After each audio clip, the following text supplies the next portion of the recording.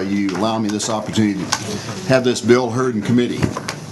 And I truly appreciate Chairwoman Nelson and Senator Colcourse for being co-authors on this bill, and I appreciate their enthusiastic support for it.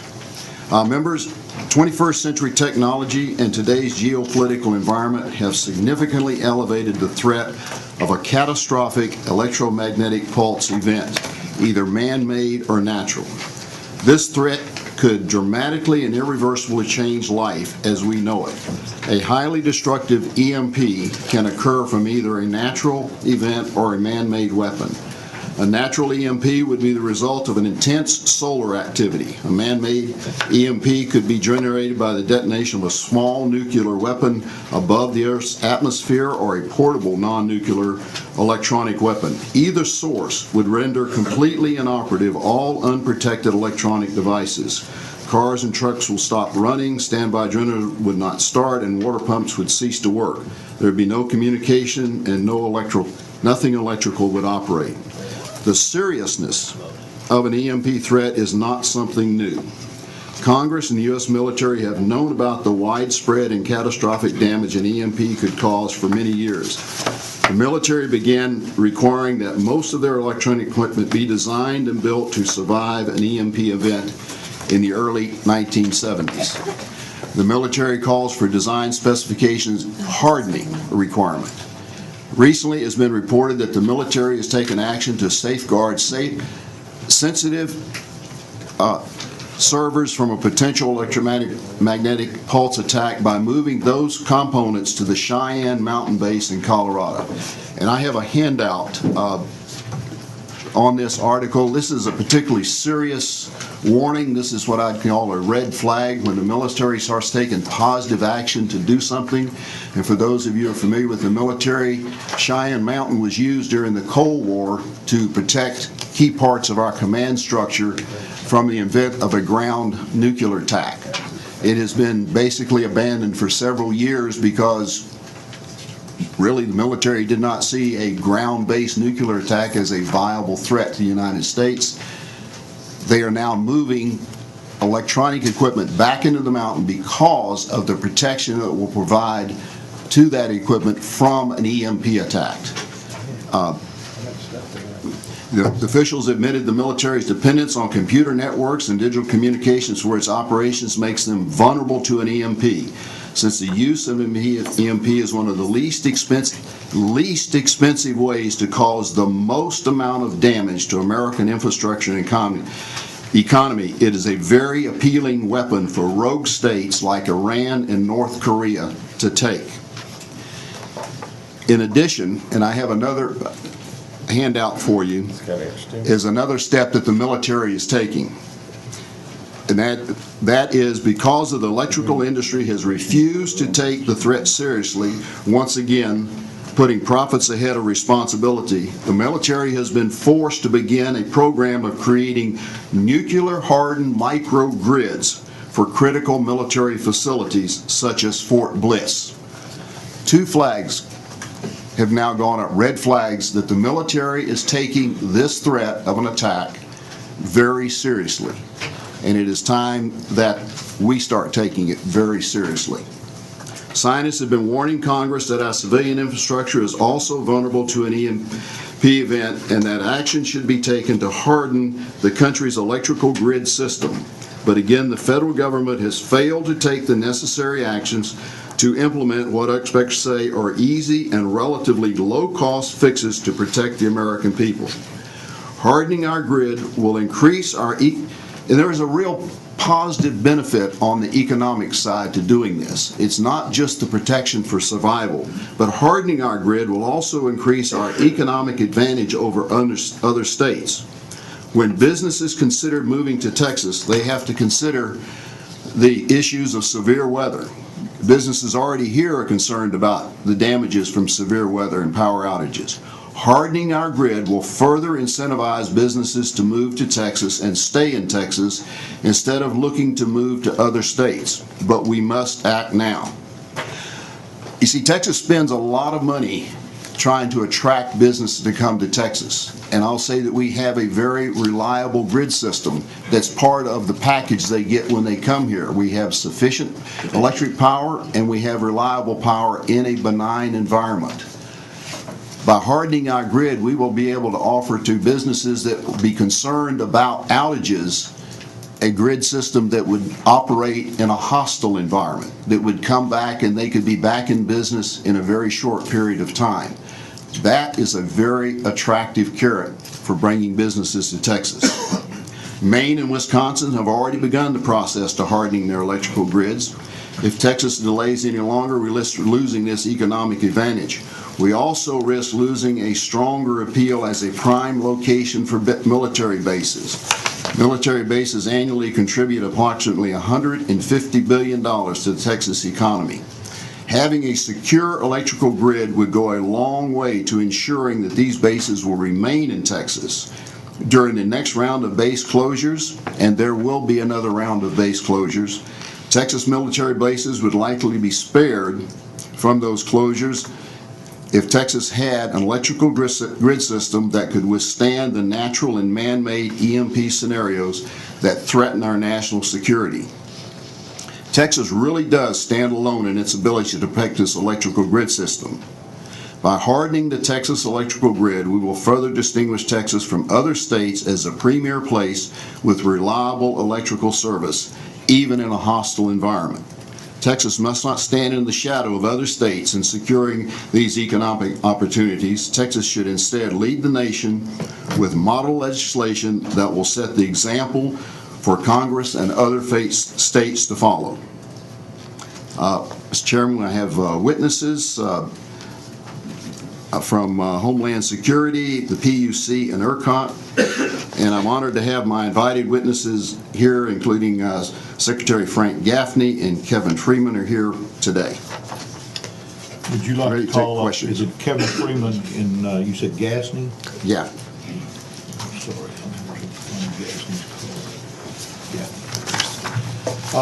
Members, questions of Senator. Senator, we may hear from the witnesses. Have you got I see the fiscal note on the state starts out at about $3 million a year. Do we know the cost on the grid itself of the electric companies? What the cost would be? We don't have the exact rate, and Mr. Chairman, on that fiscal note, we're looking at there were some redundancies in the bill that need to be cleaned up, and I think we can probably pare that down quite a bit here. But the national estimates that were made were something in the neighborhood of $2 billion for the entire nation, and it has been estimated that Texas would probably be about 11% of that. Now,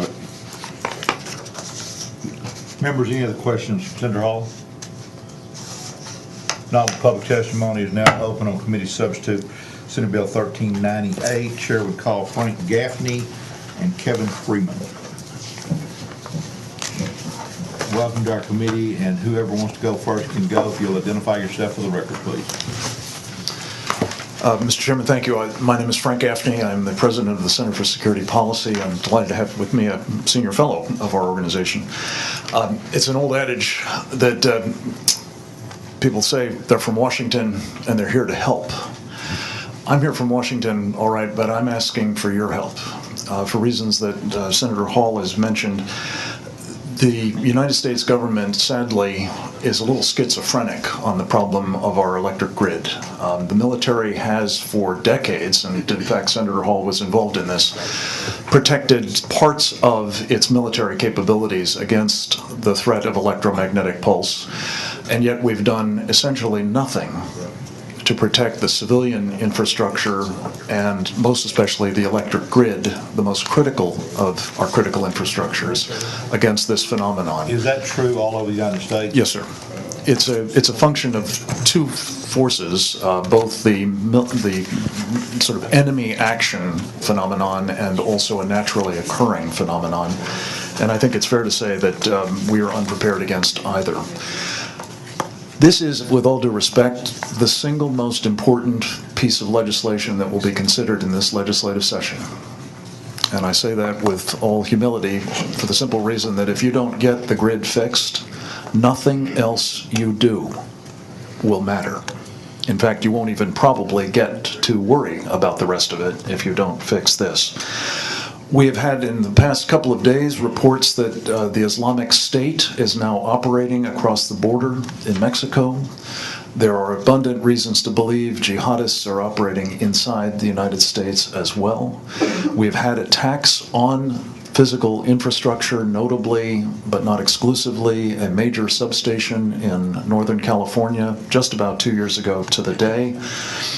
We've had abundant evidence of cyber threats, and there is now, unfortunately, growing evidence that enemies of this country understand that by using electromagnetic forces, either in a localized way through radio frequency weapons or in a strategic way by detonating a nuclear weapon over the United States, you could effect the end of the United States. This is something that is not simply speculation. This is the result of a series of studies, 11 of them to be exact, that have been conducted by or for the federal government over the past 11 years. I'd be happy to provide a copy of this book to you. It just summarizes the executive summaries of them. It's called Guilty Knowledge, what the U.S. government knows about the vulnerability of the electric grid but refuses to fix. Each of them concludes, whichever aspect of the threat they studied, the naturally occurring or the man-caused, that it would constitute a nation-ending problem if the grid goes down and stays down for protracted periods of time. As Senator Hall knows personally from his firsthand experience, we know how to fix this vulnerability. Unlike a lot of other problems, this one lends itself to fix. We also can afford it. In fact, I think it's fair to say we cannot afford not to fix it. Lives are to be saved, and I believe money is to be made if, in fact, we fix the grid. If Texas leads, the nation will follow. The next defense industry could well be based here in Texas if it leads. Thank you very much, sir. Thank you. Question I would ask of you, all the utilities are subject to mandatory reliability standards that are developed by NERC and approved by FERC. If those standards are approved by the federal government and are put in place by NERC and FERC, are you implying that they're not preparing themselves? I'd go further, sir. I would say they are not preparing themselves. I'm not implying it, I'm stating it, that the standards have consistently been set unduly low.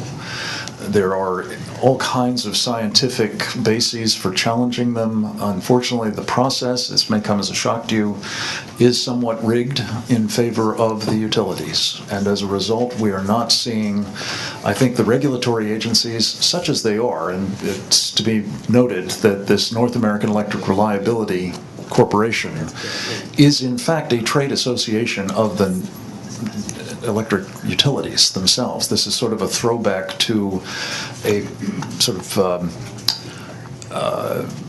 pre-trust busting, pre-muckraking, pre-Teddy Roosevelt form of self-regulation, and it doesn't work, frankly. And I think that's true at the FERC level, as a sort of regulatory capture is taking place there. Senator Hall. Yeah, thank you, Mr. Chairman.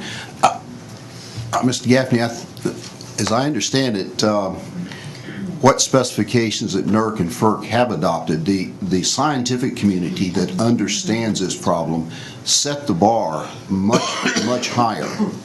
But what came out of NERC and FERC were greatly watered down in order to make it easier to so-called comply with the federal regulation, as opposed to actually provide any meaningful protection. Is that your understanding? That is indeed my understanding, and I would commend to the committee terrific work of a group called the Foundation for Resilient Societies, which has a long record of challenging the docket of the FERC and the NERC and showing the inadequacies.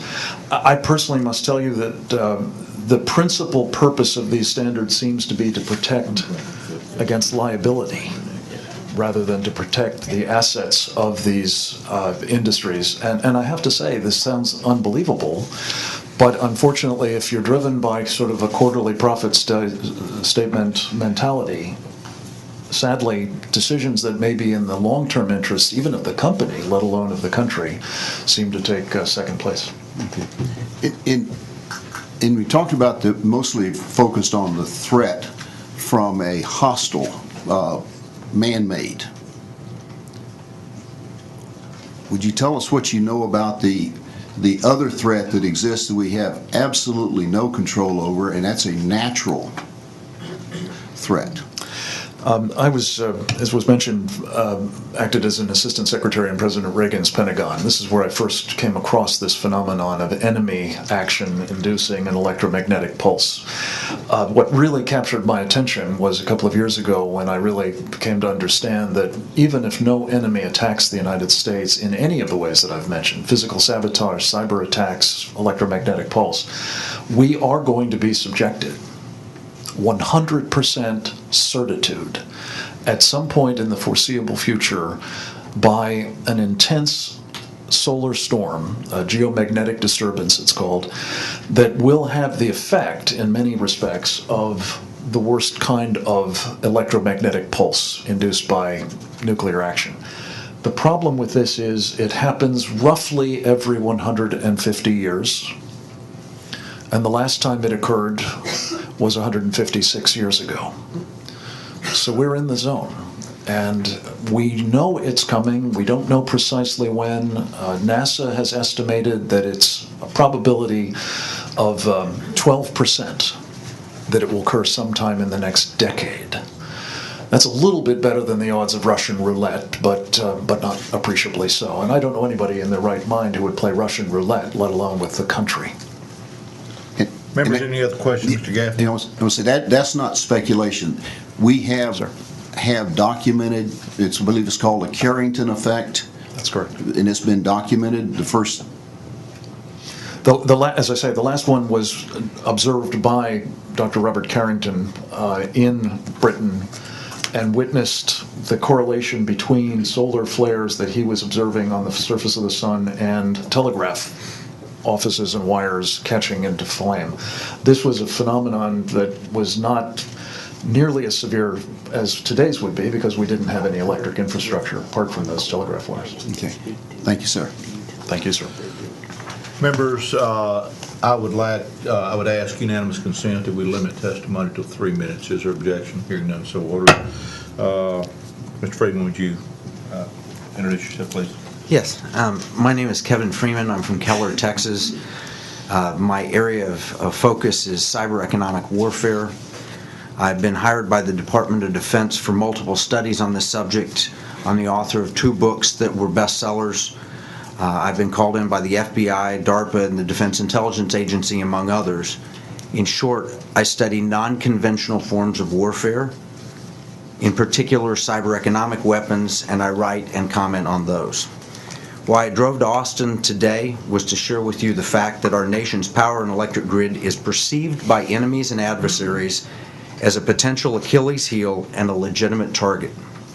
There are specific writings that have been published and in some cases acquired by our intelligence community that clearly delineate the purpose and the capability to attack our electrical infrastructure via electromagnetic pulse weapons, terror attacks, cyber attacks, and other means. This isn't conjecture. As Senator Hall mentioned, the Department of Defense has virtually acknowledged the certainty of the risk when they recommissioned the Cheyenne Mountain facility for U.S. Northern Command, as announced just March 30th, with a $700 million contract. The stated reason, according to Admiral William Gortney, was to protect NORCOM and the Northern Command from EMP attack. We have the Chinese Doctrine of Unrestricted Warfare that was published in 1999 by the People's Liberation Army. Here's a translated copy that I brought with me.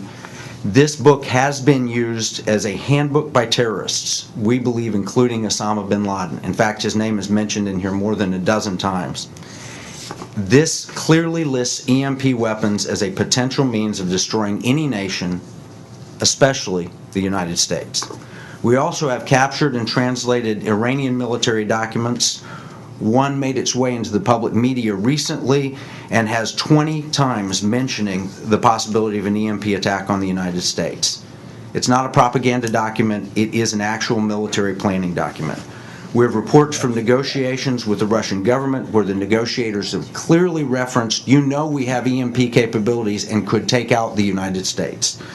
Very recently, we have Chinese domestic reports that I found and translated that list EMP as their ultimate cyber weapon. Of course, beyond this, other cyber weapons can be used against our power grid.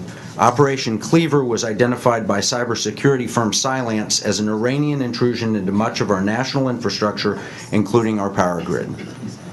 The risks to our power grid are serious.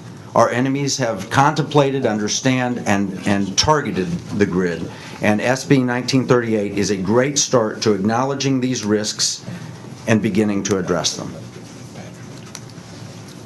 Members' questions of Mr. Freeman? Yes, Thanks for being here today. Yes, Ms. Freeman. Yes. Yeah, what nations have the capability? Is that limited to just the major countries? Well, actually, all nations in the nuclear club have the capability, but I was corresponding with Lieutenant General Michael Flynn over the weekend, and Lieutenant General Flynn is the immediate past head of the Defense Intelligence Agency, three-star general, just retired, and he said that we know that numerous nation-state adversaries have developed serious and debilitating EMP capabilities. Many of these actors are also state sponsors of terrorism. But he went on to say that non-state actors also have acquired capabilities. And so it could be North Korea, Iran, Russia, China, but ISIS, as Secretary Gaffney mentioned, and many others have the ability to either currently or to acquire them with the dollars that they've obtained. So it is not limited to nation states. So would you say there's a difference in the threat itself between someone like Russia and China, where we essentially are in a mad situation, mutually assured destruction relationship, and the rogue nations that would do it possibly just for the fun of taking down the great Satan? Either one of you could answer that? Could I just mention, as I did allude to earlier, that quite apart from the use of a nuclear weapon in space, one of the exercises that the Blue Ribbon Commission, one of those we've summarized here, did was to see whether individuals who wanted to and knew what they were doing could, just at Radio Shack, obtain the elements of a radio frequency weapon, cobble them together, and create the kinds of loads in a localized area that would have a similar kind of effect to a strategic attack. That would not be limited even to nation states. That could in fact include terrorist organizations or even individuals.